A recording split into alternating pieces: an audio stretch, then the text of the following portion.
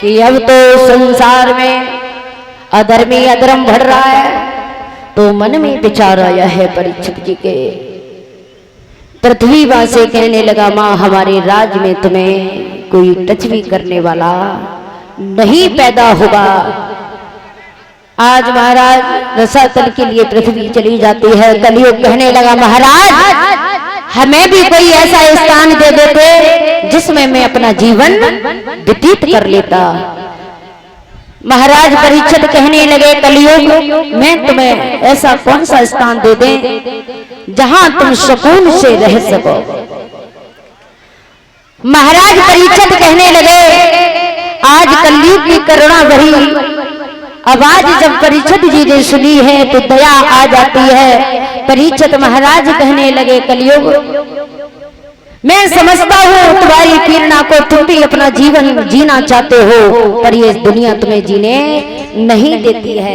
महाराज इतने भोले हैं, परीक्षित कहने लगे हैं कि ऐसा करो कलयुग, तुम ऐसी जगह रहो जहाँ भगवान का सत्संग ना होता हो, जहाँ प्रभु का कीर्तन ना होता हो, वहां गुरुओं का सत्कार हुआ होता हो, जहां गुरु का सम्मान ना होता हो, उस जगह पर जाकर के मैं तुम्हें स्थान देता हूं, वहां तुम रहते हो। और कहां तुम्हें स्थान दे रहा हूं? जहां वैश्या नृत्य करती हो। महाराज जहां दारू मांस का सेवन होता हो, वहां जाकर के तुम अपने दिन व्यतीत कर सकते हो। कलयुग पैरों से गिर जाता कि राजन तुमने ऐसे स्थान दे दिए जहां मैं एक मिनट नहीं रह सकता, वो एक सेकंड तुम जिंदगी व्यतीत करने की बात कर रहे हो। तो आज कलयुग चरणों में पड़ जाता है। कहने लगे, महाराज कोई ऐसा स्थान तो दे देते जिसमें मैं सुकून से अपना जीवन व्यतीत कर लेता। मेरे श्रोता बंधुओं, आज महाराज सोचा ना समझा कहने लगे, कलयुग जाओ तुम्हारा वास स्वर्ग में। जैसे ही स्वर्ग का नाम लिया है, सोने का नाम लिया, कलयुग ने आना ताज देखा, जा करके महाराज परीक्षित के सर पर सवार हो गया है। मेरे श्रोता बंधुओं, जब कलयुग सवार जब महाराज परीक्षित के सर पे हुए तो महाराज परीक्षित के सिर से पसीना छूटने लगा, पैर तले जमीन खिसक गई। ये तो उल्टा चोर कोतवाल को ही डांट पड़ा है। आज महाराज कलयुग जैसे ही महाराज सर पर सवार हुआ है तो महाराज बेचैनियां हो गए, बेचैन होने लगे, तड़पने लगे, पानी ढूंढने लगे, इतनी बेचैन होने लगे, इतने चिंतित होने लगे हैं। अब महाराज उस बियाबान जंगल में जहाँ खड़े वहां पानी की व्यवस्था ही नहीं है। अब महाराज परीक्षित मन में विचार करते कि तो घूंट पानी मिल जाता तो महाराज मेरी प्यास बुझ जाती। क्या देखा, जैसे ही कलयुग सवार महाराज परीक्षित के सर पे हुआ है तो महाराज तड़पने लगे हैं बियाबान जंगल में।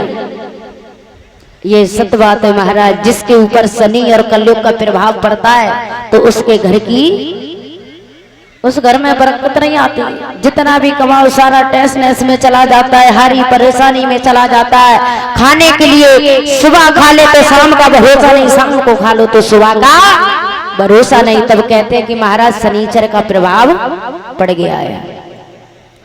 ऐसे ही कलयुग महाराज परीक्षित के सर पर जिस समय सवार हुआ है तो परीक्षित बेचैन बढ़ने लगे हैं, बेचैन हो गए हैं। और क्या देखा, धीरे धीरे परीक्षित आगे के लिए बढ़ पड़े हैं कि अगर दो घूंट मुझे पानी मिल जाता तो मेरे दिल में तसल्ली हो जाती। आज महाराज परीक्षित घबरा रहे हैं और पानी पिए तो कहां पिए, उस जंगल में कहीं पानी नहीं है। आगे बढ़ जाते हैं। जब आगे बढ़े हैं मेरे श्रोता बंधुओं तो उसी जंगल के बीच में लोमद ऋषि अपनी तपस्या पर बैठे हुए थे, भगवान की भक्ति में लवलीन होकर के बैठे थे। और जाकर के परीक्षित महाराज उन लोमद ऋषि की कुटिया पर पहुंचे हैं। और जब कुटिया पर पहुंचे हैं कहा, बाबा मुझे पानी पिला दो। महाराज जब बाबा ने जब बात ना सुनी लोमद ऋषि ने, तो एक तक्षक नाम का सर्प वहां पड़ा था, वो तक्षक नाम का सर्प उठा करके महाराज परीक्षित ने लोमद ऋषि के गले में और कहा बाबा